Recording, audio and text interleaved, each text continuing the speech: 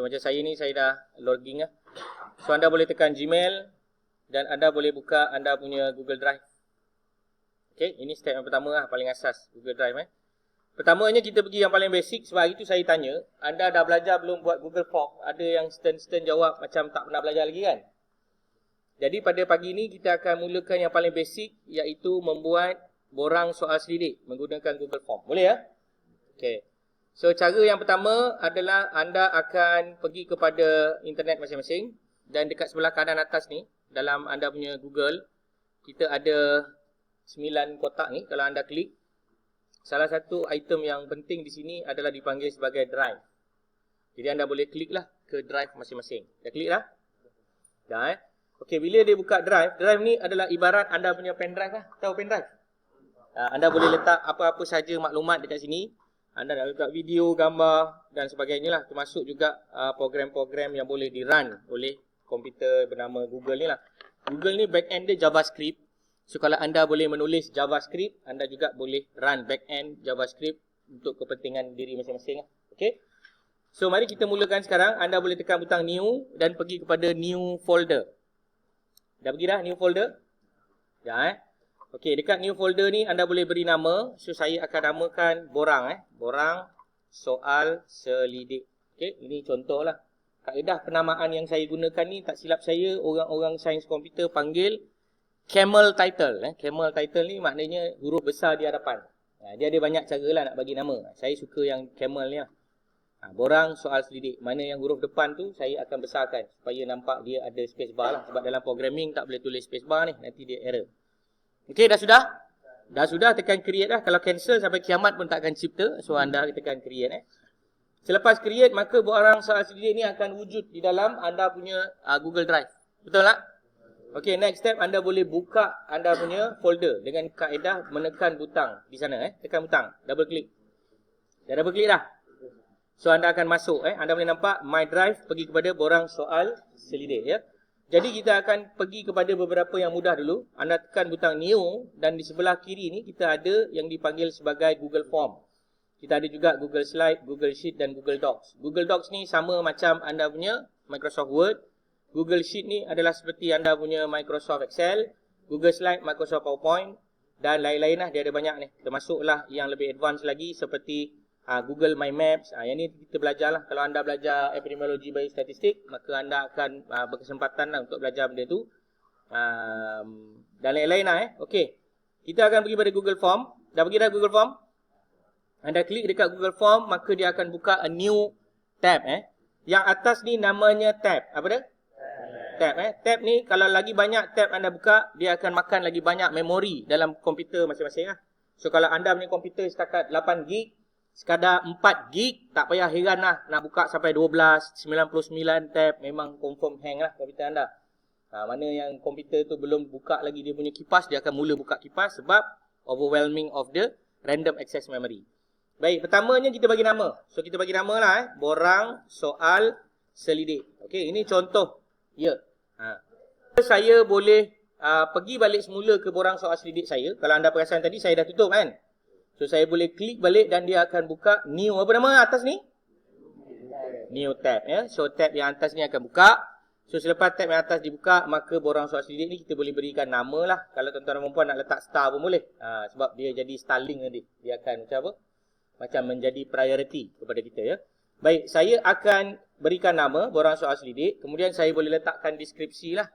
Anda dimohon untuk memberikan kerjasama menjawab soalan. Ini contoh Baik, untuk makluman tuan-tuan dan puan, borang soal selidik ni sebab dia JavaScript backend, jadi anda boleh letakkan link. Apa dia? Link. Jadi contohlah, saya letakkan link kat sini kan. Saya kata, untuk maklumat lanjut, sila rujuk link berikut. So link apa yang saya nak pakai? Saya pakai link iBest lah. Ni contoh. Sebab apa pakai link iBest? Sebab link iBest ni adalah credible ya. Saya pernah cerita itu kan. Credibility of our website is very important. So kalau orang tengok .edu, orang tahu ini bukan scam. Contohnya jika anda ingin mengepuskan anda punya surat kebenaran, anda ingin mengepuskan anda punya identiti sebagai seorang pelatih yang legit, yang sah di dalam organisasi. Baik. Selesai ya? Boleh? Boleh tak boleh ni? Boleh. Setelah selesai, maka tuan-tuan dan puan-puan boleh pergi kepada soalan yang bawah. Baik, saya ceritakan satu persatu. Dalam Google Form ni, yang paling penting dia ada beberapa section lah. Di sebelah kanan kita ada add question, bawah ni import question, title, description, add image dan juga video serta add section. So contoh anda nak buat quiz berdasarkan video di atas, apakah yang anda dapat simpulkan dari segi tempat pembiakan edis. Contohlah anda nak bertanya mengenai pengetahuan seseorang sebab nak buat intervensi kan. So anda boleh lakukan demikian. Anda juga boleh masukkan section. Section ni biasanya dia menghalang seseorang untuk pergi ke page yang berikutnya. Faham tak? Okey. So kita try buat yang itu ya. So kat sini saya buat perkataan persetujuan ya, persetujuan. Persetujuan. Baik. Kat sini anda tulis perkataan persetujuan dan bawah ni multiple choice ni adalah jenis-jenis soalan. Saya ulang, selepas anda tulis perkataan di sini yang telah di highlight ni, anda boleh bold, anda boleh italic, anda boleh underline dan lain-lain lah. Seperti mana yang ada, even anda also can put the link associated with that particular column. And then anda boleh letakkan juga gambar. Tapi dalam kes ni saya akan pilih multiple choice. Multiple choice maksudnya apa? Kena pilih salah satu sahaja. Baik, anda kena jelas ya. Memilih salah satu adalah multiple choice. Memilih banyak-banyak adalah checkbox. Memilih daripada list yang disediakan adalah drop down. Menguploadkan file adalah upload file. Linear scale adalah mengukur mengikut skala yang diberikan dan lain-lain lah. Yang ni kita akan pergi satu persatu sekejap lagi. Okey, saya pergi multiple choice. Dekat bawah ni, dia ada perkataan duplicate, delete dan juga required. Dekat sini saya akan klik butang required ni, menandakan ianya wajib dijawab. Sebelah kanan, kita ada option tambahan. So, saya akan klik dan saya akan pergi kepada description. Cuba pergi description tu. Description ni bila anda klik, maka dia akan menambah satu perkataan lah di sebelah bawah persetujuan ni. Ada tak keluar? Ada kan? Saya punya ni tiba-tiba hang pula. Tak apa, saya akan refresh balik. Untuk makluman, apabila anda gunakan apa-apa produk Google yang berasaskan kepada internet seperti Google Form ni, maka anda punya data akan di-save secara frequent lah. Lebih kurang 15 ke 20 saat. Dalam masa 15 ke 20 saat, dia akan save on your behalf. So, anda tak payah tekan Ctrl S lah. Baik, saya akan klik description. Allahumma salli ala Muhammad. Ni tadi saya tekan butang required, kemudian saya tekan 3 noktah yang berkenaan dan saya tekan butang description. Maka dia akan bagi description lah. Dekat sini anda akan buat satu ayat lah. Adakah anda bersetuju untuk menjadi responden bagi soal selidik ini? Ini contoh lah. Okay. So jawapan dia adalah ya ataupun lagi satu adalah tidak. Okey, dah siap dah? Boleh ke tak boleh ni? Boleh. Oh, memang betul lah macam ni. Kosong, baik. Tak apa, kejap lagi saya kena top up lah. Baik. Setelah selesai, maka anda boleh tekan lagi satu butang di bawah ini dengan menekan butang go to section based on answer. Tapi yang ini kita jawab kemudian lah. Kita buat dulu another section. Baik. Pergi ke sebelah kanan. Okey, ni step berikutnya.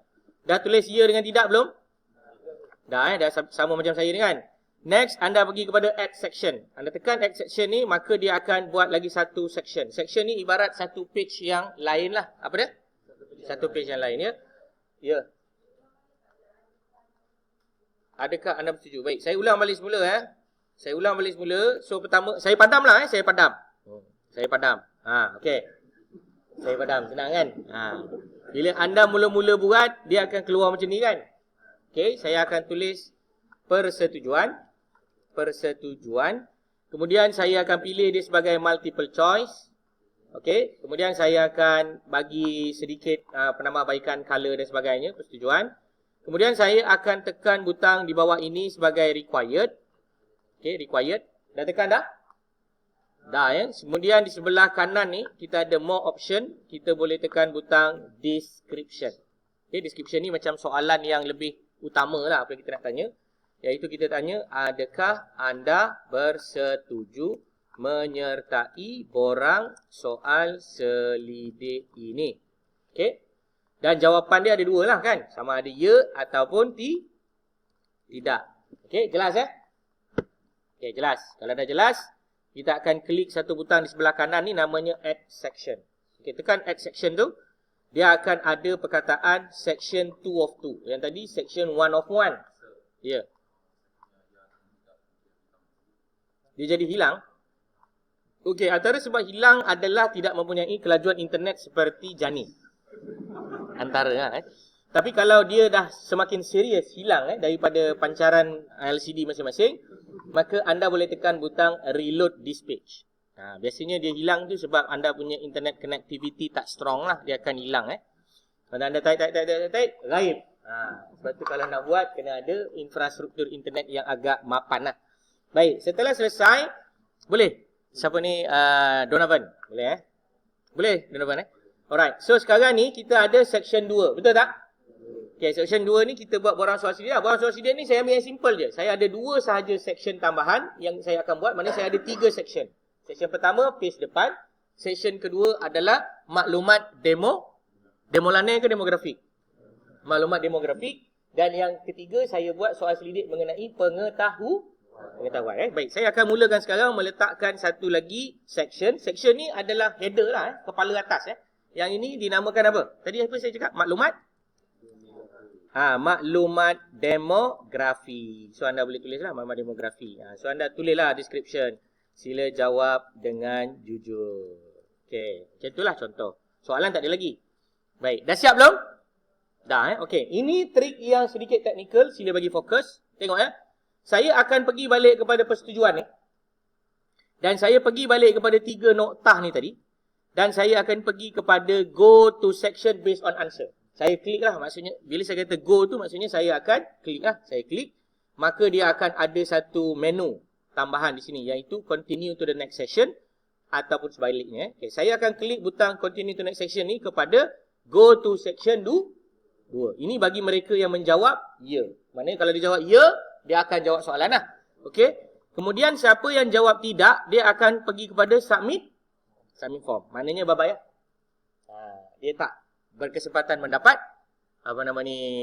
hadiah jabatan bertuah. Baik, saya tambah kat sini Sila masukkan maklumat dengan betul. Betul ni kita buat huruf besar Anda berpeluang memenangi hadiah istimewa. Okey, barulah orang nak jawab soal sidik kita, betul tak? At least adalah apa dia? Apa contoh hadiah istimewa? Top up touch and go, contoh. Betul tak betul? Kita bagi wallet pocket tu, kita letaklah dalam tu RM10. Siapa yang klik, dia dapatlah 10 sen ke 20 sen ke, nasib lah kan. Itu pun adalah duit istimewa. Baik, selesai? Dah sudah? Boleh ya? Baik, setelah selesai maka saya akan pergi kepada section kedua. Jap, sebelum saya pergi lebih lanjut, saya nak bahan dulu membuat soal selidik dengan mudah ya. Baik, pertamanya di sebelah kanan ni anda dah ada satu section yang nama dia maklumat demografi. Saya ulang balik. Di sini saya telah menyertakan satu fungsi dengan menekan butang go to section based on answer. Di mana siapa yang menjawab ya pada jawapan dia, maka dia akan diarahkan untuk pergi ke maklumat demografi. Malangnya siapa yang jawab tidak, mereka tidak memberi konsen ataupun kebenaran, maka mereka akan dipersilakan terus untuk submit sahaja form dan kita tak dapatkanlah maklumat mereka ya. Ini adalah kita punya respect kepada partisipan ya. Baik, setelah itu maka kita akan ada section 2 of 2. Yang inilah di mana kita akan bertanyakan maklumat demografi. Ada beberapa soalan saya akan tanya, anda cuba buat seperti yang saya buat. Boleh ya? Baik, pertama tekan butang tambah lah. Sebab apa tambah ni? Pandai nak tambah soalan. Soalan yang paling basic kita tanya jantina, betul tak? Dan kita tekan dia required, dia mesti jawab. Dan jantina ini adalah 2 option dia, sama ada lelaki ataupun perempuan. Baik, tuan-tuan dan puan kena jelas ya, apa sebab kita minta dia tanda, dan apa sebab bila dia kena pilih, dan apa sebab bila dia kena type sendiri. Ini maklumat anda kena betul-betul faham dalam kelas epidemiologi nanti. Tapi saya cerita dia punya asas lah. Apa-apa data yang kita nak dia standardize, apa dia? Maka anda bagilah jawapan tu dekat responden, biar dia orang je lah yang klik. Kalau anda suruh letak, sila nyatakan anda punya jenis jantina. Awak bagi short answer macam ni. Ya Allah, memang azab. Apa dia? Ada yang tulis L, ada yang buat gambar saya mempunyai, dia buat gambar objek. Dia apa? Jadi tak payah. Nak senang cerita, anda letak je perkataan lelaki, perempuan. Mana-mana yang memerlukan anda mempunyai standardization of answer. Jelas ya? Sama macam nanti sila pilih daerah. Contoh. So anda mesti letak terus daerah tu supaya dia orang pilih. Kalau nak suruh dia orang type, contoh Negeri Sembilan. Ada orang tulis Negeri Sembilan. Ada orang tulis Nogori Sembilan. Ada yang tulis N9 sahaja. Ada yang tulis bawah daripada Selangor. Macam mana tu? Kan nanti anda susah nak buat analisa. Baik, itu paling utamalah dalam konsep membuat borang soal selidik secara online. Seterusnya saya akan tekan butang add question. Baik, yang ini menarik sikit. Saya akan bertanya mengenai umur. Apa dia? So saya letak perkataan umur di situ dan saya biarkan ianya dalam bentuk short answer. Apa dia? Short answer. Dan di bawah ini saya tekan required macam biasa. Bila anda tekan required, maka akan ada asterisk warna merah. Maknanya apa dia? Wajib jawab ya. Dan saya akan letakkan di sini satu penyataan iaitu description. Saya letak description. Saya tulis sila masukkan umur anda dalam format tahun. Okey, saya akan tulis EG 25. Okey, sila masukkan umur anda dalam format tahun dan saya bagi contoh 25. Alright, setakat ni jelas? Jelas ya? Setakat ni jelas ya? Okey, dia keluar macam mana? Saya tanya umur kan?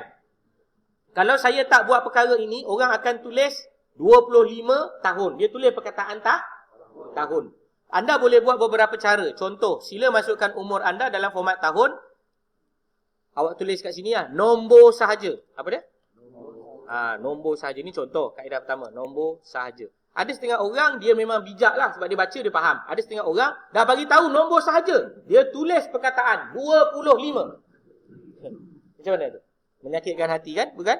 Jadi untuk mengelakkan perkara demikian, maka ada satu fungsi yang dipanggil response validation.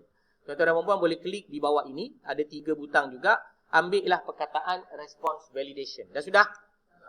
Dekat response validation ini, anda akan tulis satu perkataan yang dipanggil sebagai number dan kamu tulis is number. Apa dia? Maknanya kita nak nombor sahaja. Tulis kat sini, masukkan nombor sayang. Macam tu. Ni contoh ayat saya. Awak nak tukar ayat, awak suka tilah. Saya buat begini. Jadi kalau dia tulis perkataan, confirm komputer akan deny. Apa dia? Deny. Okey, saya ulang balik semula. Cara dia macam mana? Mula-mula tak ada kan? Saya akan klik 3 dot ini dan ambil response validation. Dan saya akan pilih number is number. Okey, contoh anda nak buat umur. Anda nak kata is greater than pun betul jugalah kan? Mana dia mesti macam ni, saya just nak dia tulis number.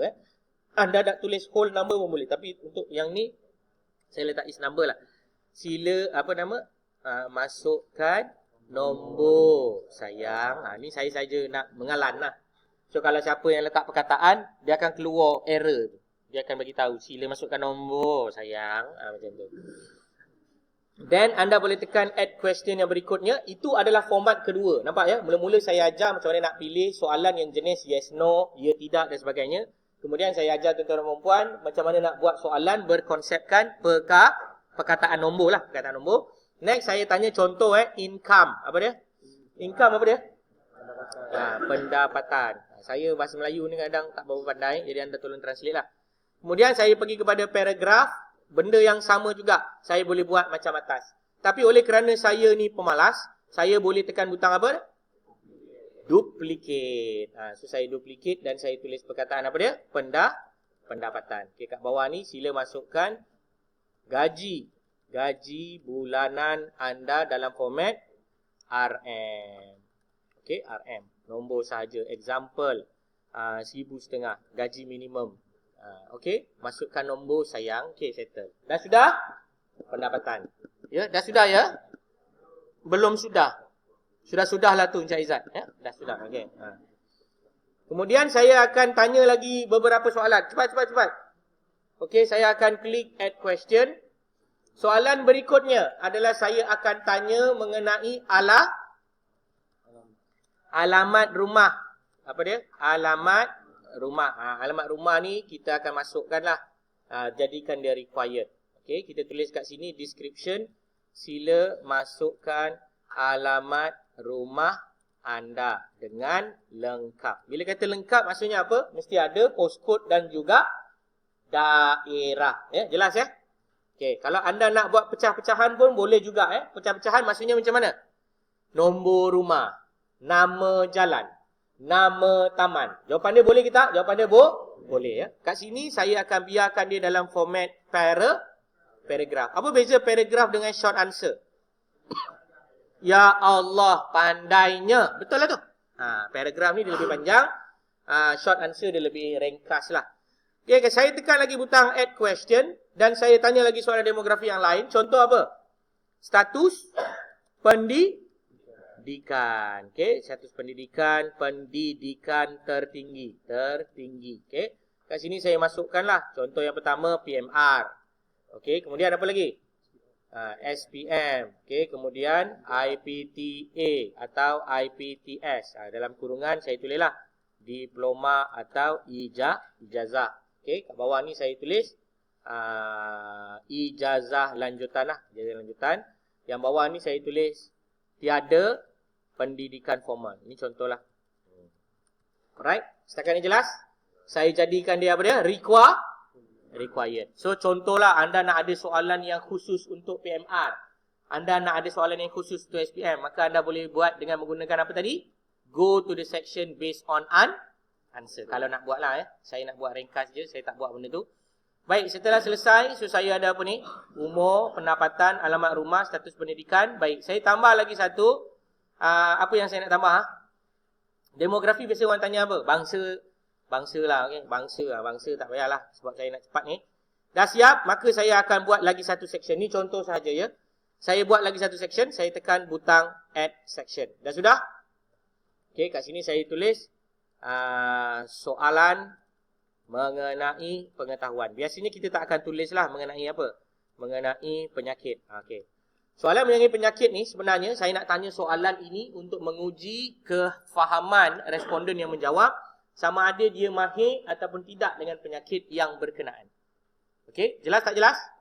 Jelas je. Baik. Setelah selesai, maka saya akan nyatakan kat sinilah. Sila jawab soalan berikut dengan jujur. Jujur berdasarkan apa? Berdasarkan skala yang diberikan. Okay, ini contoh Saya bagi contoh soalan berskala.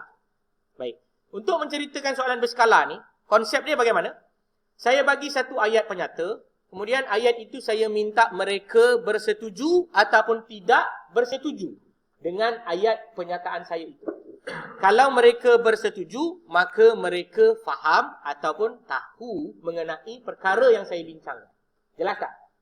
Kalau mereka tidak bersetuju, maka mereka mungkin juga tidak tahu atau tidak faham. Dan ada setengah soalan, saya akan buat soalan itu dalam bentuk negatif. Apa maksud negatif? Saya sengaja menterbalikkan dia punya ayat penyataan. Tujuan dia apa? Nak menguji kefahaman dan dia punya pengetahuan terhadap soalan yang saya tanya.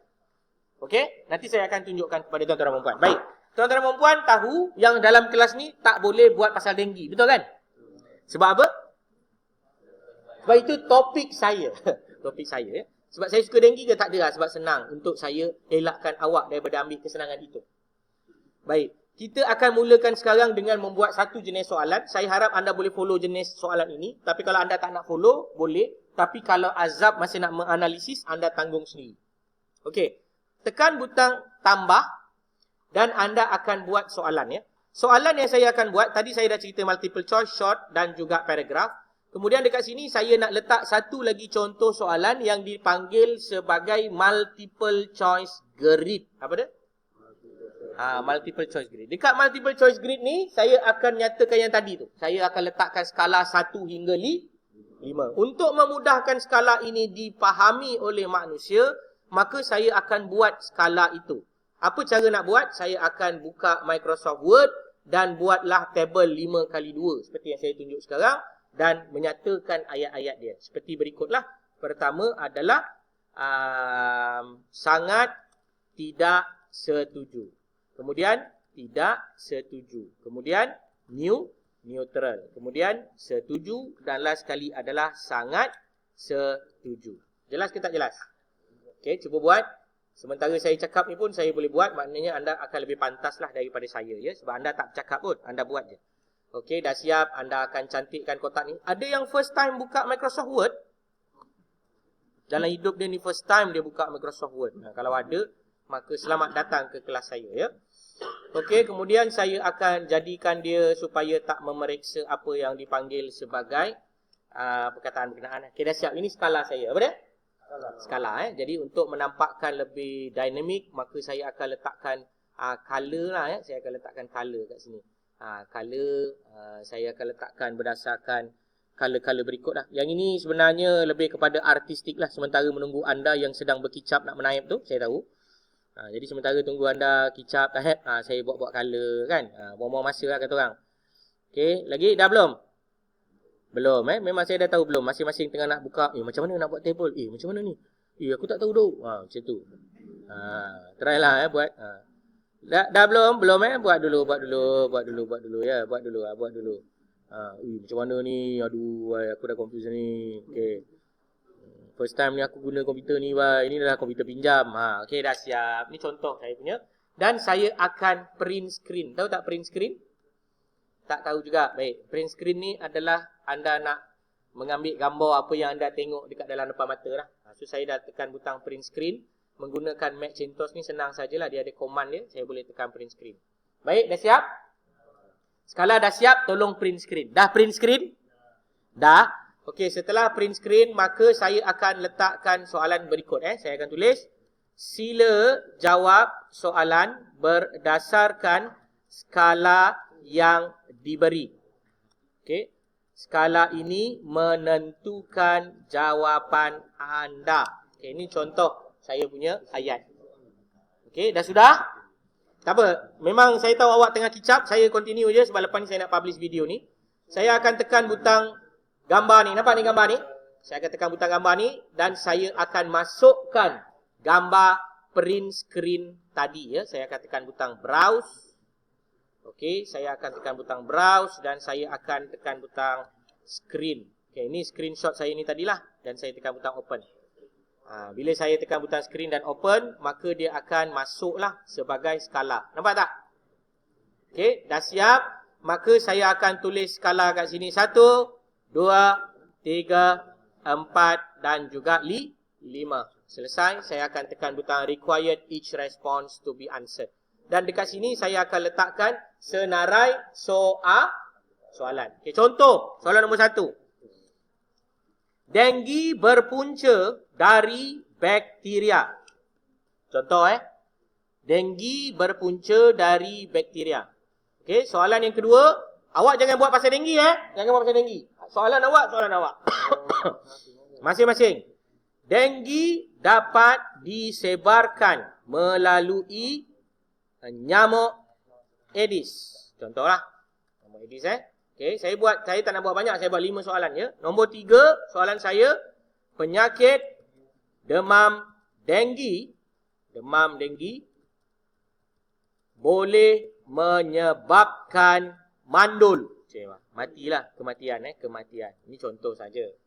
Okey, kemudian apa lagi? Nombor 4, penyakit demam denggi mempunyai rawatan khusus. Okey, contoh. Dan soalan terakhir, ini contoh lah, saya buat 5 soalan je. Memusnahkan tempat pembiakan denggi, mampu mencegah tempat pembiakan nyamuk. Memusnahkan tempat pembiakan nyamuk. Okey. Mampu mencegah penyakit. Mencegah penyakit demam denggi. Okey. Okey, saya tambah lagi. Saja nak tambah lagi tiba-tiba nak share pula. Dia bila buat soalan ni, anda mesti jelas mengenai agent, host dan environment. Betul tak? Jadi anda mesti tanyalah soalan-soalan yang berkaitan. Lepas tu saya nak tanya apa lagi Okey. Nyamuk jantan akan menghisap darah manusia bagi menyebarkan menyebarkan penyakit. Okey. Kemudian yang ketujuh, apa lagi soalan dia? Tayar adalah satu contoh tempat takungan air bagi nyamuk Aedes. Okey. Okey, lagi apa lagi soalan dia? Nombor 8. Okey, simptom lah. Simptom apa? Demam dan muntah adalah simptom demam denggi. Contoh agent host environment. 9. Apa lagi nak tulis? Nyamuk aktif pada waktu senja dan pagi. Pagi. Okey, lagi soalan terakhir. Apa lagi saya nak tanya? Nyamuk Culex adalah pembawa penyakit demam denggi. Okey. Ni contohlah, ni contoh. Dah siap. Okey? Dah kicap kan? Kicap saya akan